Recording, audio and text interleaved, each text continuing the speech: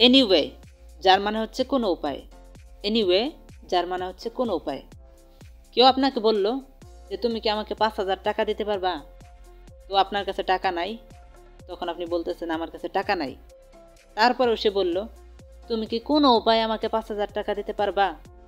তো তুমি কি কোনো উপায়ে আমাকে 5,000 টাকা দিতে পারবা? এখানে কোনো উপায়ে এর মানে হচ্ছে এনিওয়ে। তো ক্যান ইউ গিভ মি 5,000 টাকা?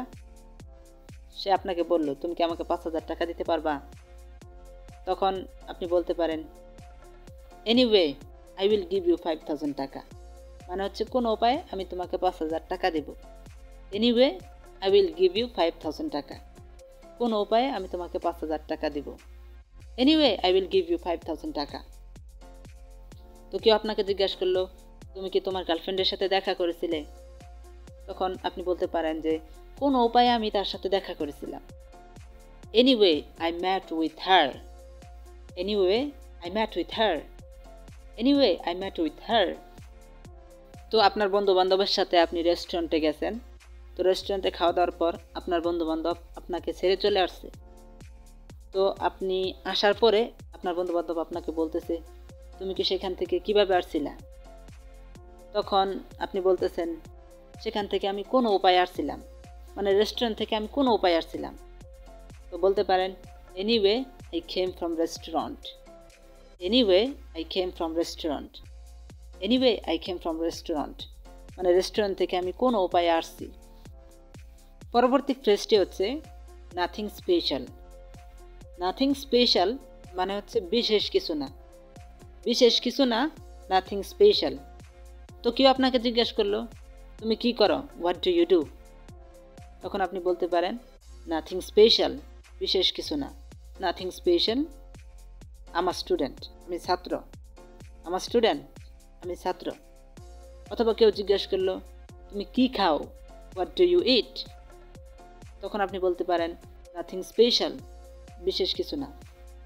কেউ আপনাকে জিজ্ঞেস করলো তুমি কি চাও? তখন আপনি বলতে পারেন নাথিং স্পেশাল, বিশেষ কিছু না।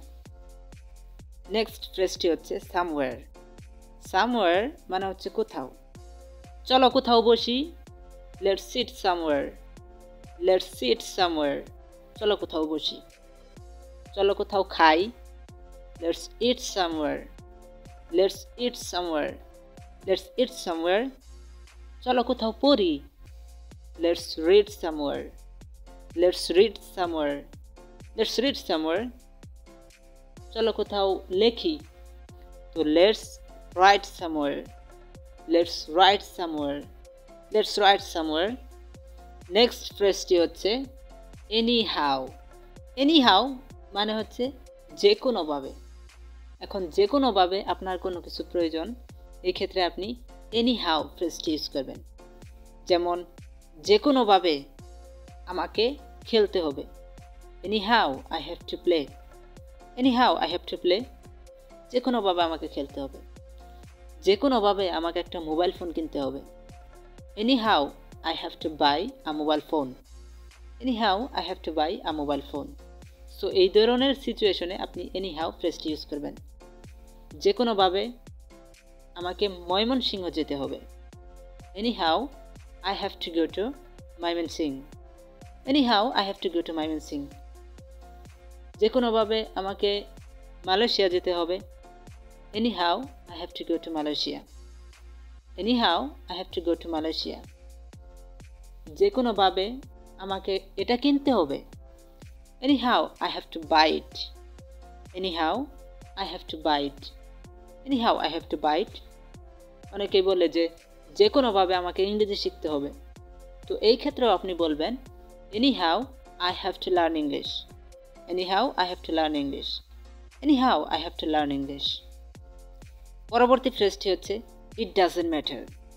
ইট ডাজেন্ট ম্যাটার যার মানে হচ্ছে এটা কোনো ব্যাপার না। এই ফ্রেজটা কিন্তু সবসময় আমরা আমাদের ডেইলি লাইফে ইউজ করি। কেউ একটা ভুল করলো, তখন আপনি তাকে বলতে পারেন it doesn't matter. It doesn't matter, এটা কোনো ব্যাপার না। এখানে ম্যাটার শব্দটাকে আপনি ম্যাটার বলতে পারেন অথবা ম্যাডার বলতে পারেন। ম্যাটার, ম্যাডার। যদি ম্যাটার বলেন এটা হবে আমেরিকান স্টাইল, আর যদি ম্যাডার বলেন এটা হবে কানাডিয়ান স্টাইল। পরবর্তী ফ্রেজটি হচ্ছে হাউএভার। হাউএভার মানে হচ্ছে যাই হোক, যাই হোক আমি তোমাকে ভালোবাসবো। However I will love you, however I will love you. যাই হোক আমার কথা শোনো। However listen to me, however listen to me, however listen to me. যাই হোক আমি একটা মোবাইল কিনব। However I will buy a mobile phone, however I will buy a mobile phone. যাই হোক আমি চাকরি পেয়েছি। However I have gotten job, however I have gotten job, however I have gotten job. So আজকে আমি যে basic ফ্রেজগুলো বললাম ইংরেজির, সো এই ফ্রেজগুলো দিয়ে মাত্র আমি 4টা বা 5টা সেন্টেন্স তৈরি করে আপনাদের সামনে উপস্থাপন করছি। তো আপনার উচিত এই ফ্রেজগুলো দিয়ে শত শত বাক্য তৈরি করা এবং বারবার প্র্যাকটিস করা। আপনি যদি প্র্যাকটিস করেন তাহলেই আপনার ইংরেজিতে কথা বলার এবিলিটি তৈরি হবে। যদি আপনি প্র্যাকটিস না করেন, you can't speak English fluently. If you are perfect in English language, you have to definitely practice English in your house, in your reading room, and you have to conversation with other person. If you don't practice English, you can't speak English fluently. So from now on, practice English every single day in your house and watch our Needy TV spoken English video. Take care of your health. See you next time. Bye bye.